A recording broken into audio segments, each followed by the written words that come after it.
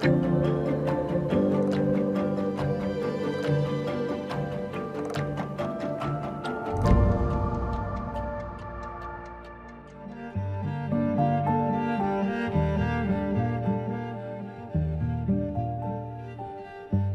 grew up in a socio-economic environment that lacked any understanding of design.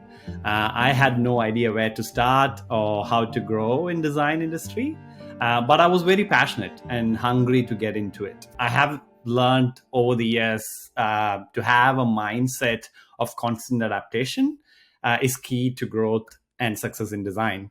And over the last couple of years, I've been observing through my interactions with juniors and who are transitioning into design, that there's a lack of knowledge about how to start. And I wanted to be that person that I didn't have when I started. So I feel like this topic will help people understand more about having a way to adapt in this constantly changing world. I think it's been a serendipitous, connecting the dots, I would say. I would, when I started out in design, um, I didn't have a great guidance or mentorship or even knowledge hub to find out how to grow and get to where I am today. So for me, this topic has been simmering in the back of my head for a long time. And it's just a collection of things that I've learned and put together on reflection when I'm seeing other people facing similar challenges.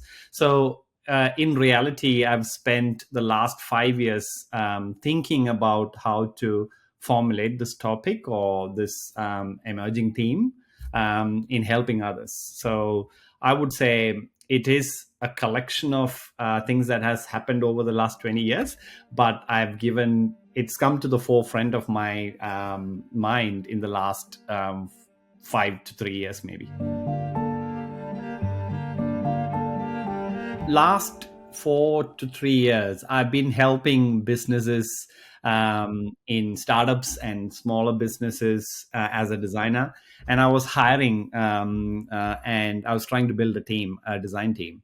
And what I experienced was there were a lot of people transitioning into UX and design, and they were having similar challenges, which I kind of had empathy because I had the same problems before.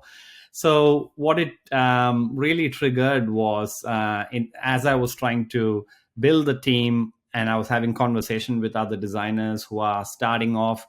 Some of them were transitioning from other roles into design, and some of them were already in design in other disciplines like graphic design or content design, and they were trying to get into product design or UX design, and they raised the same concerns. They were like, I don't know how to get into a digital product design environment. Even if I do, I don't know what else to learn. So I've been hearing from my mentees and the people who I've been trying to hire. And I also teach UX design in 2 institutions, and some of the students were also talking about the same topic.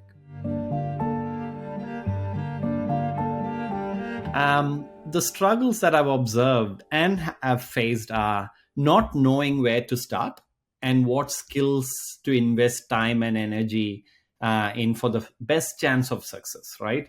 Because in the beginning, the UX design or design in general is such a big ocean of knowledge. So when you want to get in and be more effective, how do you know where to start and what's the most effective thing to get your foot in the door in the design as a design job? So not knowing where to start and what skills to invest time and energy in for the best chances of success.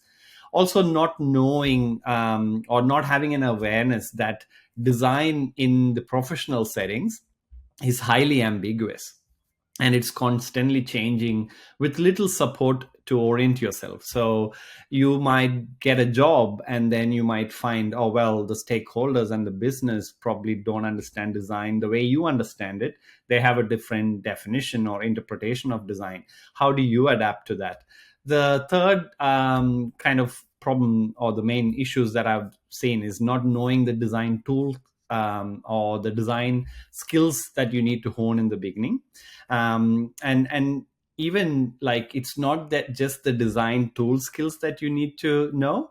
You need to build your skills around influence and stakeholder management, and even understanding the context. So those skills are not something that you get trained in. And not knowing that most companies are not design mature themselves. They're struggling themselves to find out how to fit design into their ways of working. So these are some of the themes that I've observed. And I think the main one would be, where do you start? How are you going to start with your design journey, right? That's the biggest issue. I think I can help with this tools and frames. What kind of value can you get out of this is, the techniques I propose helps mostly emerging and transitioning talents. So if you're already successful in design and you're at a leadership role or even at a senior role, you could still find something of value. But mostly these techniques and tools tips would be mostly valuable to people who are transitioning and who are emerging in the design talent space. And the advantage is, like, how do you spin your existing strengths, skills, and background? And what I mean by background is your cultural background, your ethnical background, and how do you spin it into helping businesses understand inclusivity, because we are now working in a global economy and everybody brings so much value. So the story value lies in, how do you spin yourself into showing your strengths and changing your view of weaknesses into opportunities.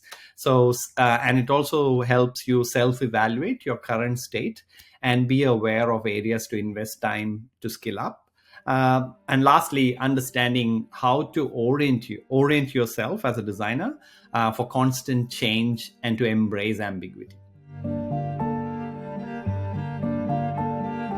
The biggest challenges that I've faced in my life, in my design life, it can be challenging to see that your understanding and your knowledge of a linear design process is contradicting to an adapting business setting.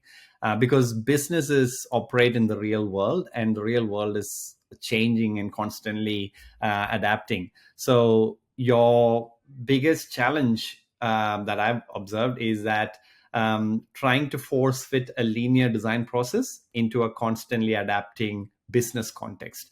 And to add on top of that, there will be challenges on lack of support from your stakeholders, because they are trying to figure out how to run a business effectively, which is constantly changing and evolving. And the last one would be the need to help others understand design and understand their interpretation of design, right? To be more successful, you need to constantly reframe your definition of design, and that will help you move forward. So that's something I've observed as designers. It comes hard to reframe your thinking of design, and that's something that I can help unpack as a challenge if you're facing it. Hi, I'm Jithesh, and this is my design story. The process I've formed is mostly trying to understand yourself, and apply it in the context of your reality. And how does that look like? You need to spend time understanding yourself. And what does that mean? It's probably doing a skills assessment yourself, mapping out what kind of job you're looking for, what kind of companies you want to work for, what's your aspiration and your growth path. So you need to be really confident in where you are now, so that you can be clear where you want to go. So starting to understand yourself, understanding the current context. And what does that look like is, what is your life situation, what is your current skill set, what is your aptitude for design, what is your attitude towards other people, etc. So all that helps you understand the current context. And then you move on to learning about the current reality. And with the current world, with the economic growing down, etc., you need to be realistic. Sometimes you might have to readjust your plan. You might be really aspirational that you want to work in the most best environment for design, but maybe you have a life situation where you need to generate income to stay afloat. So you need to learn about your current reality. And if you're trying to apply for a job, you need to take a real good stock of who is hiring, who is not hiring, what kind of industries are you flexible to currently work in to start with, etc. So learning about the current reality, and learning about the influencing forces in your life. So, for example, you might have to give up something to gain something. So, how do you map that out and say, well, what can I compromise right now so that I can help? And who's influencing that compromises, right? Is it your family? Is it your country? Is it your finances? Is it your time and availability? Is it your own mindset of trying to find time and zone out the times that you need to plan and learn? And also learning what those inputs consider as a positive outcome is. So, for example, you might have certain things that you might learn that you are most productive when you wake up in the morning. So, how do you adapt and change your learning style and your time management in a way that you work efficiently um, towards your goals? Now, the next step on that is visualizing and replaying the context to yourself and to others. So you can do these things without a lot of investment in tools and techniques. You can just use paper and pen, or you could just keep a diary for yourself. But the key thing to remember is you need to visualize how this goal is going to play out for yourself, and then play that visualization with others and get feedback, right? So it's kind of like a mini prototype of your career in your head, and then you're materializing it, and then trying to get feedback from mentors or friends and colleagues and other designers or networking, right? So when you do that, you can quickly identify areas you can act on, and this is by far the best method to learn about yourself. And the path forward is to formulate that plan and then quickly talk about it with some mentors, right? They'll give you some guidance on where to quickly act on and what can wait. So, for example, you might be really passionate about doing realistic 3D AR related work, but the market might be currently very poor to do that. So how can you find a path where to get there? And you could visualize a plan where you might do an alternative work to get to that path. And how can you find mentors and network to help you identify that path? Now, then comes identifying areas that you might need help with. And this is really important. Nowadays, there's no shame in asking for help, which actually is a good sign that you're not giving up, right? If you ask for help, that means you're really committed towards your goal, and you're really trying to understand what your limitations are and how you can improve it. So asking for help is another area that you would want to look at as an approach. And then looking at identifying areas that are beyond your reach. Like, for example, you might want to work for Apple, and you might be living in France, or you might be living in India or Australia, and they don't have you might have limitations in how to get there, right? So, but if your goal is there, you can still get there, but it's finding out what you can keep in the shelf for later, and what you can act on right now, which then leads us to the penultimate plan, which is creating achievable plans and experiments. So rather than thinking about your career path and anything as failures and success, think of them as experiments. If you have experiments, there are no pass or fail, you just have results. So you run an experiment with your career path and learn from the data that you get back from people, from your applications, or anything else you're doing. So run those experiments and learn from it. So that's the approach that I've taken, and this has helped me by far to have a constantly adaptable mindset. I think the first skill that you need to build up is curiosity. Curiosity about how you behave in different contexts, and how you go about creating stuff or designing things and your life. How do you learn about yourself? Like, how do you become more self aware? Um, the way I've gone about trying to be more self aware is honestly evaluating where you stand in the moment by using psychological techniques like, Bridget Mayer's framework. So there's personality types, etc. Some of the tools that I've used, you could do a SWOT analysis on yourself, like your strength, weakness, opportunities, and threats. Practicing mindfulness, doing a skills assessment of where you stand in design, and going out asking mentors to reflect on yourself and getting feedback. And when you are in the market trying to apply for jobs or even expand your network, get use those as data points, like, how many applications are you sending, why are they failing or not landing in the right places, etc. So being more self-aware as a focus is more around trying to spend more time with yourself, and mapping out your current skills, your facilitation skills, etc.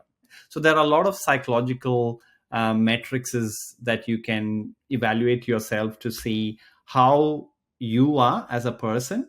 And by doing that, one of the thing to keep in mind is that you don't want to box yourself to the results. Just look at them as being aware of who you are. For example, I am in J, or the advocate. What it means is that I'm very diplomatic, I'm friendly, I'm warm. So I know what characteristics work for me, but I also know things that doesn't work for me. Like, for example, I'm very impatient, I'm very detail oriented. But being aware of those attributes of your personality, you can then create plans to work in an efficient way. So in terms of tools, is just spending time to evaluate your personality. And the skills that you need to learn about is active listening to yourself, listening to your body, listening to your mind, genuine curiosity. And the other areas that you would likely want to invest your time to build skills in is facilitation and understanding your team members, understanding business stakeholders, and also a way to frame abstract concepts in real pragmatic ways. So that's one of the key skills you as a designer can bring to the table. And you can practice this by yourself, right? How do you understand yourself as an abstract concept, and then look at it as a pragmatic, tangible reality? This is something that you can then try to map to product design as well, because most of the time you're trying to create new realities by making detailed decisions on abstract concepts. How did I understand my current context, and how did I go about doing it, and what kind of techniques I've used so far? To do that, you need to really understand what's happening in the market at the moment. And this will change every year, every quarter. The market changes, the industry changes. So you need to get get out of your room or get out of the building and really understand that. You could do that in these ways. So the ideas that I've used is, if you already have a job, you can always do a 360-degree feedback. So you ask a set of your colleagues that you're working with, your peers, people who are senior to you, people who report to you, etc., and ask them feedback on certain skill sets. Now, your skill, the kind of skills that you want to build might change based on where you are in your career.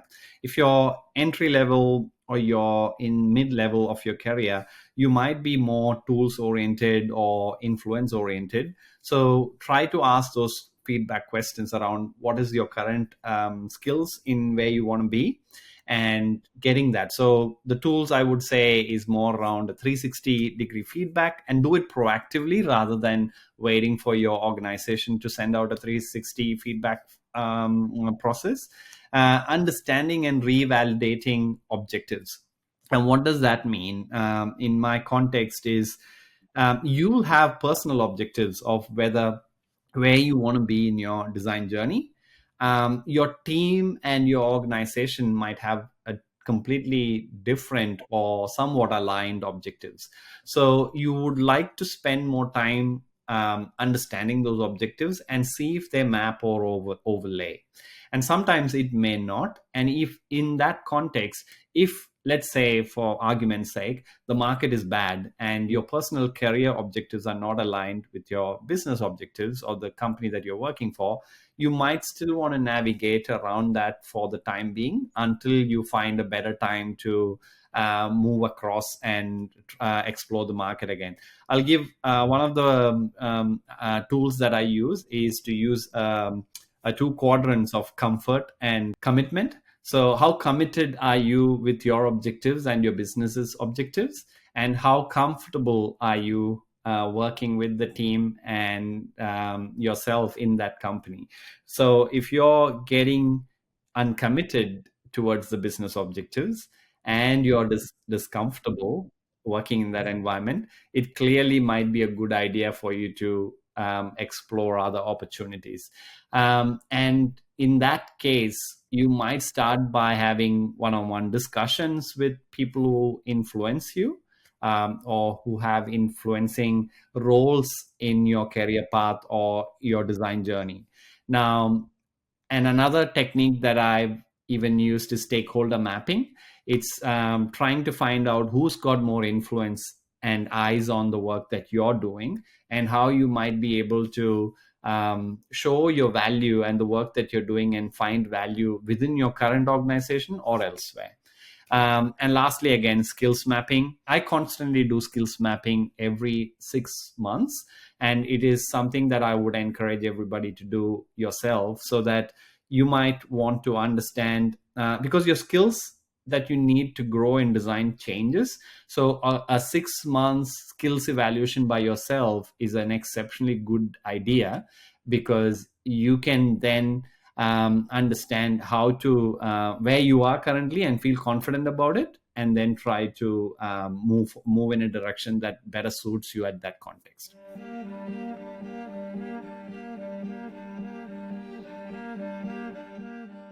How do I map out the value streams once I identify a path like this? One of the idea that I have been using is identifying or mapping out risks, rewards, and effort, right? So you need to take calculated risks in getting the rewards that you want or you're expecting, and how much effort are you willing to put towards that rewards. This helps you pursue areas that you can win, and your current skills are better mapped to get you that results. And sometimes you might be in a situation where the reality needs something else and you can't offer it. So the best technique at this stage is to map out the risks that you have to your career, to your team's work, to the projects that you're working out. What are the rewards, your personal rewards? What's the team rewards? What's the key results of the objectives that may come to your team? and trying to then find out how much effort you need to put yourself to get to those rewards. So this framing and mapping it down in a piece of paper, or even in any other format, helps you then understand your reality and what you can offer at that stage. When business adapts, there will be a lot of opportunities that you can seek out to help you. And the areas that you can grow in are like, how do you grow your own skills? How do you learn to be a better designer, a better team member? How do you skill up on areas that you wanted to skill up? How do you bring value to customers, your team, and yourself? And the way I propose doing that is to create mini 90-day plans. And why is 90-day a good number? Because in 3 months, businesses also work in quarterly fashion. So you can show results that kind of aligns with a business progress. So if you look at how business works, businesses are usually measuring every key results on a quarterly, like, what's the first quarter, second quarter, third quarter. And a 90-day plan kind of aligns quite closely with a quarterly planning. And so this is something that you can then try to help yourself identify how you will reach a success point. So start by understanding who drives the change in your organization and what does success look like for them. And then map out your passion, your skills, and expertise. So see if you can add value or learn to realize a new value. Your main task is to accelerate your path to a new success point that helps people who back you to see those benefits.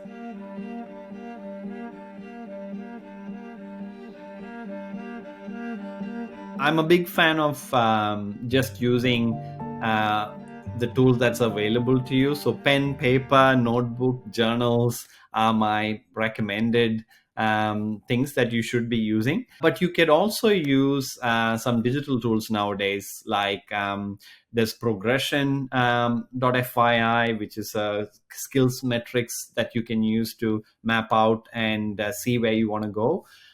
You can also use other internal tools if you have, like your company might already be having some internal learning and career growth path mechanisms. So leverage that rather than trying to hunt and get new tools. So my advice is the tools that have worked for me is pen, paper, notebooks, any digital tools like Notes. Clear is an app that I use, which is quite good because it helps you focus on what you need to really focus on the near term, and you can keep it adaptable. So those are some of the tools that I've used. And in terms of frameworks, I would say, like I said, a SWOT analysis, 90-day career planning, skills metrics and matching. And you can look at progression.fyi, which is a great tool to understand what is a good skills metrics for a designer in different areas. Like you could do UX research, UX UI designer, product designer.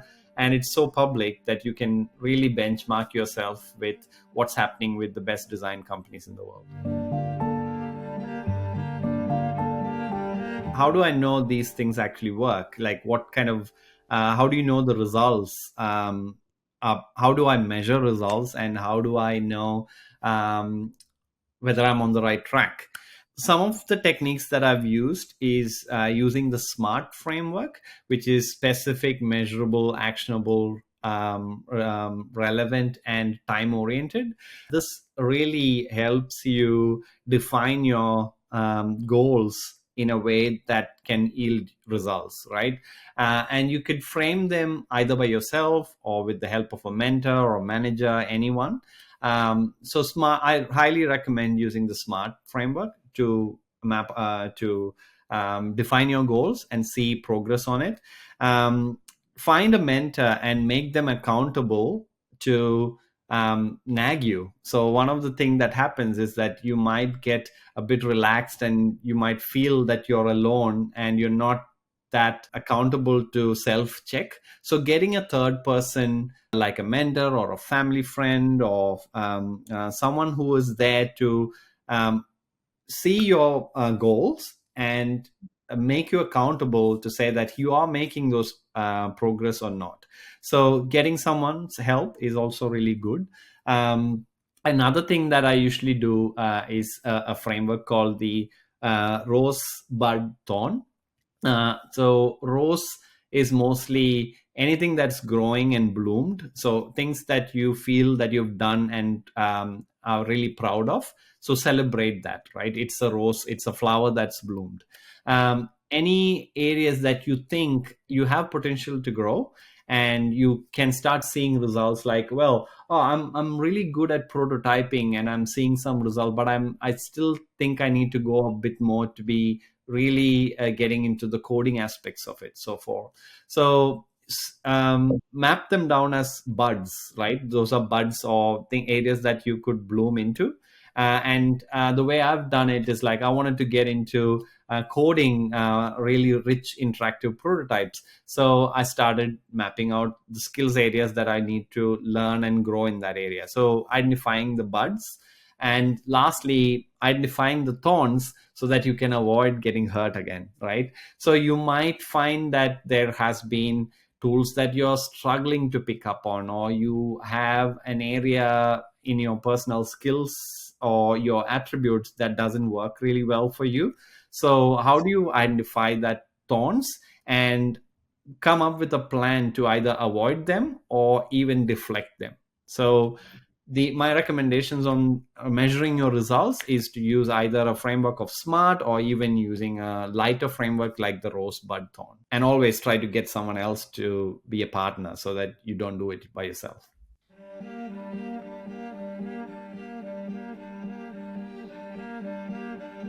When I moved countries from a developing economy to a developed economy, the skill sets that I had in design were mostly delivery oriented. My biggest mistake was failing to understand that I needed to adapt to a discovery oriented work culture, and specifically understanding the cultural quotient of a new country or a new economy, which was completely different to where I grew up and the way we did things. So one of the areas that I think I learned about is something called cultural quotient. So you know about emotional quotient and intellectual quotient and so forth. So my biggest mistake was not realizing that there's a cultural quotient and I needed to invest in it. What did it look like? It was mostly trying to understand what the other person was saying in terms of their experience, their lived experience. So trying to understand the culture of what does the games look like that might be different. What is the reading between the lines when someone cracks the jokes, and what how do they frame different. So even though I was speaking English, the way the context was slightly different. So my biggest mistake was actually not spending enough time to get to those shared experiences with the team members and the stakeholders, which I think now in hindsight I can say that, well, I needed to go through that path to get where I am today. But the most underestimated point is the cultural quotient, right? And what does that look like for different countries, and different economies might be very different, and you might need to give yourself at least a 90-day period to understand those cultural quotient, or to gain that cultural quotient. A good example would be, let's say, so in India, for example, coffee drinking is not a big deal. We are predominantly tea drinkers, and most of the light conversations about work happens at lunch or some other context. But in Australia, when I moved here, going out for coffee is a big a cultural trait, right? So a lot of discussions happen there. People talk about what's blocking them, what could be different, what they're losing sleep over as a business context.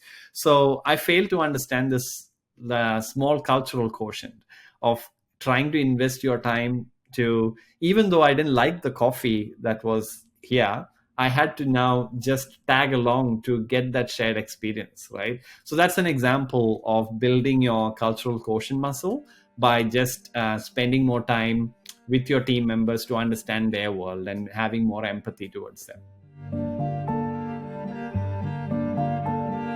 Another underestimated point I think I want to emphasize for many designers who start off are spending too much time on craft skills. So you might be an expert on Figma or the tool prototyping, etc. They do get you by far, but after up to a certain point, your craft skills will work. And then after that, you need to work on your social skills and your cultural skills, etc. Knowledge and experience are must haves, but critically, the missing component for success is social skills. And it is sometimes we might be an introverted person, but what a social skill for an introverted person might look like is completely different to an extroverted person. But the key emphasis is that to be a successful designer, you need to, apart from your core craft skills, you need to work on your soft social skills or soft skills as well.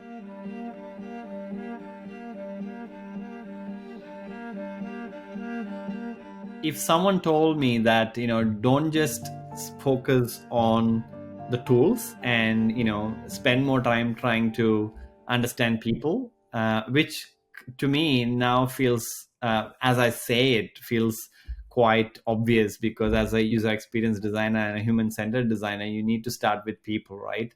But I think what happens is, you try to get absorbed by your world of trying to create amazing experiences, and then you fail, you get sucked into that world. So the tip, if someone would have given me, would be, don't get sucked into the pixels, stay out of the pixels.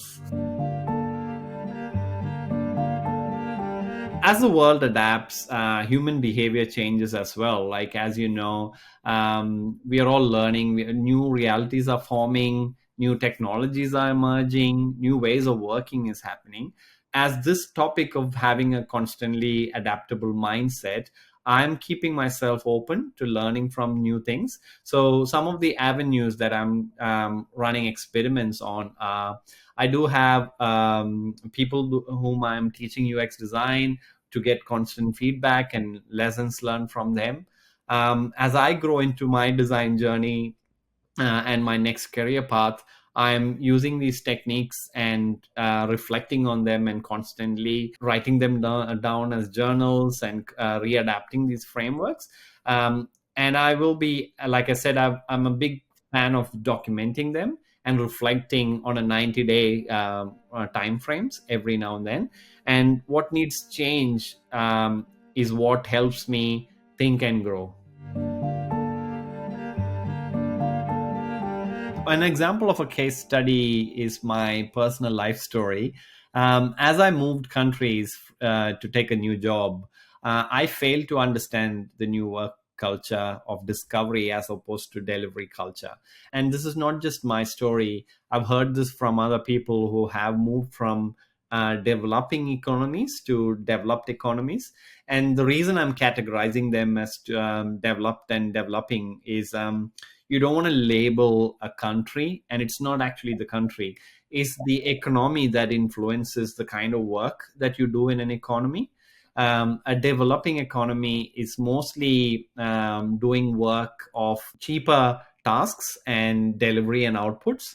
In a developed economy, you're trying to find new value, right? You're trying to spend more time, define what is valuable. So as a designer, your role changes as you move from a output driven organization or a culture to an outcome driven culture. So I fail to understand this. I fail to understand this new way of working. I fail to understand the definition of what is an outcome versus what's an output. So I spend a lot of time creating artifacts and delivering outputs, but I didn't spend time understanding what the impact of those outputs were. This left me struggling and investing more time in the things that none of my stakeholders cared about. I learned that resetting my worldview and being an active listener was the only thing that could change my course. And how did I do that? I did exactly the things that I've mentioned before. I set out a 90-day plan and used the framework of self awareness, reality assessment, influence mapping, efforts to reward mapping. And that was really crucial because it's very similar to design prioritization, right? Like you map out high value, low value, how much effort, how much, and find out which areas can delight your stakeholders and your users. So that's the effort to reward mapping. And then when you're doing that, also think about the feedback mechanism. And the word feedback, you might naturally gravitate toward verbal feedback from your colleagues and managers, but feedback could also be how many people have actually read the things that you've created, users advocating for yourself. So you might have to spend extra time to define the success metrics of your work, and then getting alignment from your stakeholders to redefine what success means for them, and then creating that adjustment plan within that 90-day plan. And not to be too hard on yourself, and every 90-day just reflect and readapt yourself. And this has been something that has really worked for me, and over the last 5 years this has really helped me adapt to any changes that comes in business settings, in design settings, or even in general in my life. I hope you found some value in what I've learned in my life, and I hope you can adapt some of this in your own design journey.